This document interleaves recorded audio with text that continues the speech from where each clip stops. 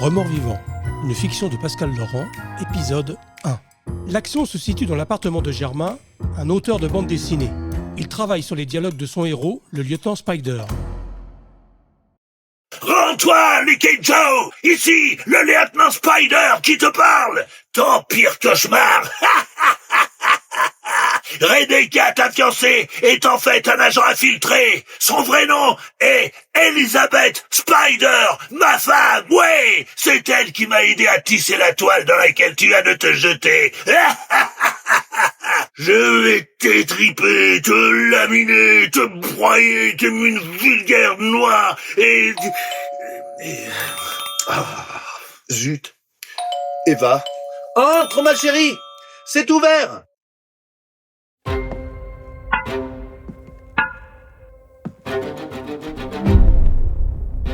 Monsieur Germain? Et qui êtes-vous? Mon nom ne vous dira rien, je suis Modeste. Vous n'êtes pas le seul. Non, Modeste, c'est mon nom. Ah, c'est pas de chance. Je vais vous parler au sujet de votre femme. Claire? Elle n'est pas là. Ah, ça, je sais. Et qu'est-ce que vous lui voulez? Ah, maintenant, plus rien. Pourquoi? Il lui est arrivé quelque chose? Pour ainsi dire. Grave? Tout dépend ce que vous entendez par grave. Arrêtez de parler par énigme. Expliquez-vous. Alors voilà. Je me promenais. Enfin, je me promenais parce que j'ai perdu mon chien. Un épagnol à oreille plate. Bidet. Je me promenais donc quand j'ai vu votre femme. Elle était allongée en travers de la chaussée. Évanoui? Pas vraiment. Blessé? Gravement blessé? Très gravement alors. Morte? Plutôt. Vous êtes de la police? Non, je suis plombier zingueur. Je vois pas le rapport. Il y en a pas.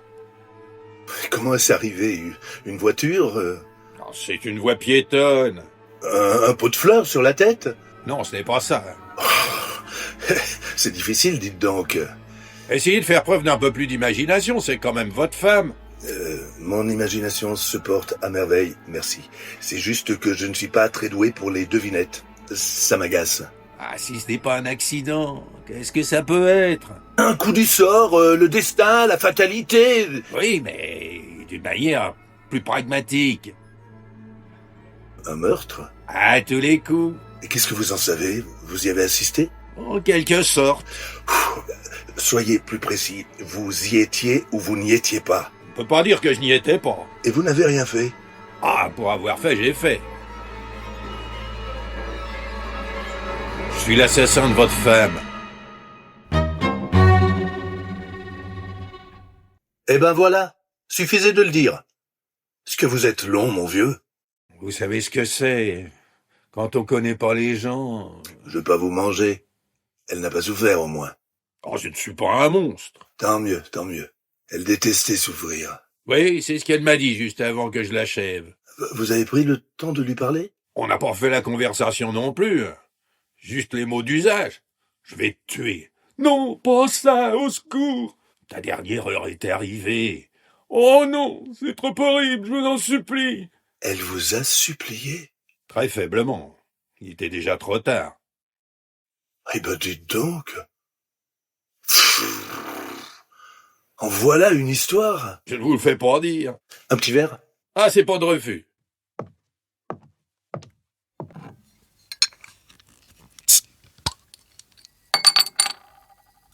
Des cacahuètes? Non, ça ira.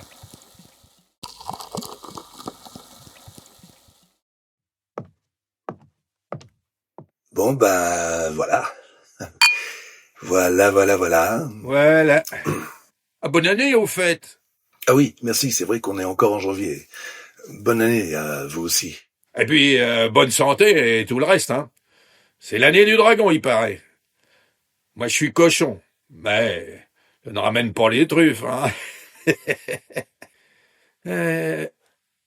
Alors, comme ça, vous êtes dans le dessin. Ça paye bien, ça? Oh, pas vraiment, non. Sinon, ça se saurait. C'est vous, là, le dessin? Ah non, ça c'est Conan le barbare.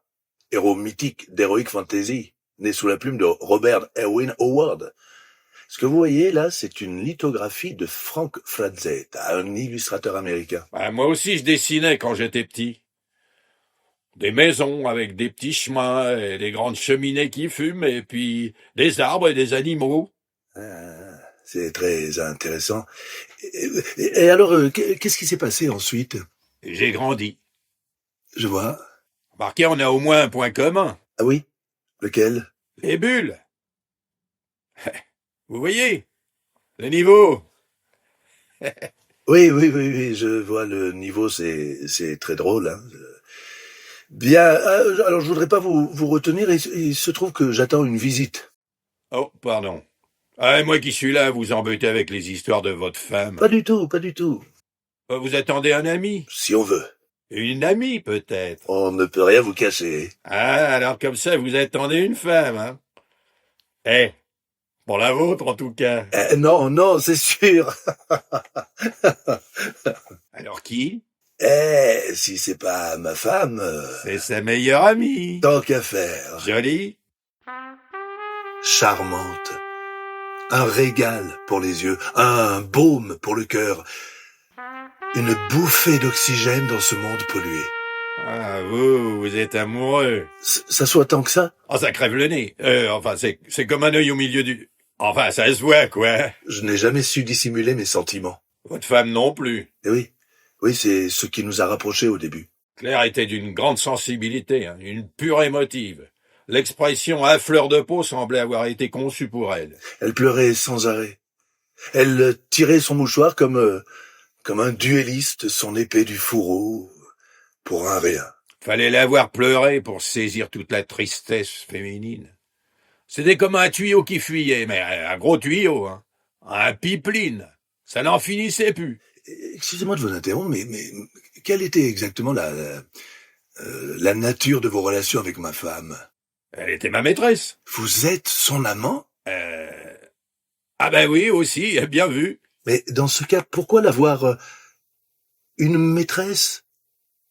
Ça ne se tue pas, une maîtresse. Ça se quitte. Ah, je comprends. C'est elle qui a voulu vous quitter. Revenir à la maison. Comme dans Meurtre à la pouponnière, album numéro 10 de Spider. Vous connaissez le lieutenant Spider? Le pire cauchemar des truands, non? Vous voyez, là, page 8. La fille veut quitter son amant. Mais lui n'est pas d'accord. C'est un violent, un teigneux, avec des balafres partout. L'Everest, on l'appelle dans le milieu. Une montagne de haine. Et il crie, elle pleure. Alors, fou de rage, il prend la première chose qui lui tombe sous la main. Une cuvette de WC. Non, un vase. Non mais attendez. Vous voulez dire que... vous avez toujours ce genre d'objet sur vous? Pour le travail, en cas d'urgence. Là, c'était le modèle avec broyeur, double piston incorporé. C'est même dommage de casser ça, on n'en trouve plus. Ouais, je vois. Bref, c'est le drame. Et ensuite, rongé par le remords, vous venez chez moi pour vous excuser. Ah, vous n'y êtes pas du tout. C'est pas moi qu'elle voulait quitter. Mais vous. Et d'une manière définitive, si vous voyez ce que je veux dire. Ah, je vais vous faire un petit flashback, rien que pour vous. C'était la semaine dernière. Tiens, j'étais assis ici même, sur ce canapé. Et votre femme pleurait comme à son habitude. Encore un mouchoir, Modeste. La boîte est presque vide, ma chérie. J'en ai un carton plein dans la salle de bain. Bon, c'est pas une solution. Tu dois te ressaisir. Mais le pire, c'est que je suis pas spécialement malheureuse. Mais c'est un réflexe organique. Là, ça va mieux? Oui, je te remercie. Comment ferais-je sans toi? Il faudrait que tu trouves un autre porteur de boîte.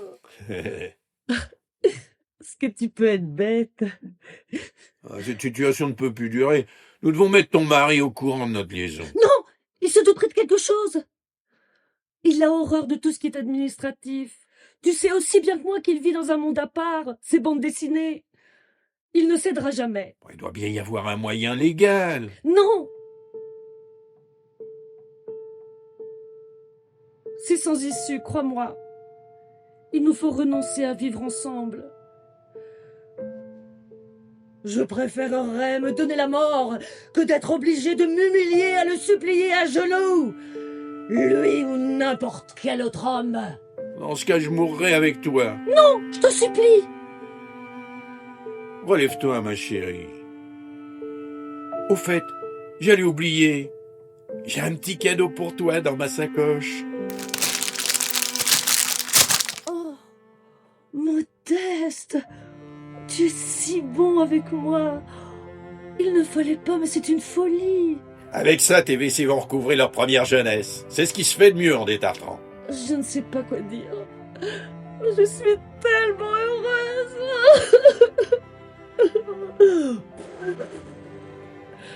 On devrait ramasser tous les mouchoirs. Quand ton mari rentrera, qu'il ne voie pas que t'as encore pleuré. Pour ce que ça lui est égal. Il ne me remarque même plus. En 8 ans de mariage, j'ai seulement réussi à prendre la place du vase. C'est un monstre. C'est un époux. Modeste, Oui, est-ce que tu m'aimes vraiment? mais bien sûr. Tu me soutiendras, quoi qu'il arrive? Je serai ton plâtre, Oui. ta béquille, Oui, merci. ta litière. Merci, d'accord. Dans ces conditions, il n'y a plus qu'une seule solution. La fuite. On ne me parle pas boulot maintenant. Mais non! J'ai pris ma décision, je le quitte définitivement. Je m'y refuse. On peut pas faire ça à un homme. Et il faut que les choses soient légales. Dans ce cas, autant se dire adieu dès maintenant. Il ne divorcera jamais. Ou alors...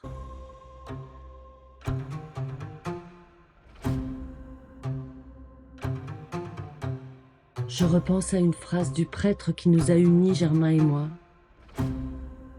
Jusqu'à ce que la mort nous sépare.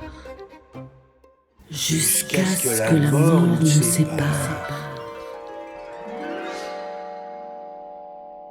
Claire, vous voulez dire qu'elle voulait me... Oui, monsieur. Et c'est pour cette raison que vous l'avez... Eh oui.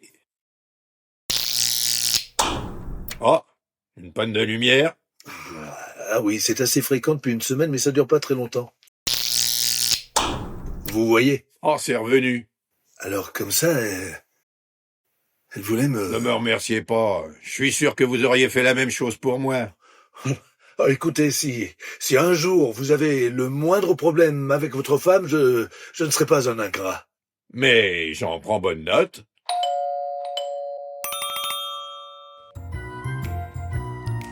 Un assassin trop poli, un mari trop calme, une femme trop morte, et quelqu'un frappe à la porte. À suivre.